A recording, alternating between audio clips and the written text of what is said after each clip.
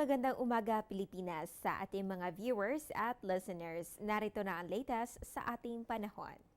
Magpapatuloy ang mainit at maalinsangang panahon sa Pilipinas ngayong Biyernes, sanhi ito na patuloy na pag-iral na ridge ng high pressure area dito sa May Luzon. Ang naturang weather system ay magdadala ng bahagya hanggang sa maulap na kalangitan na may pulupulong at thunderstorms at bagamat may kalakasan, ito ay mga panandaliang pag-uulan lamang.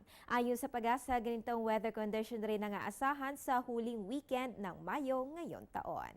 Samantala, i-check naman natin ang pagtaya ng panahon sa mga pagunahing lungsod ng bansa. Simulan natin dito sa May Luzon. Ang Baguio City ay may temperatura sa pagitan ng 16 to 24 degrees Celsius, habang ang Puerto Princesa ay may 25 to 34 degrees Celsius. Dito naman sa may Visayas, ang Iloilo at Bacolod ay pareho may 24 to 33 degrees Celsius, habang ang Tacloban ay may 25 to 33 degrees Celsius. At finally, dito sa may Mindanao, inaasahan po ang temperatura sa pagitan ng 24 to 33 degrees Celsius sa may Zamboanga, habang ang Cagayan de Oro ay may 22 to 32 degrees Celsius.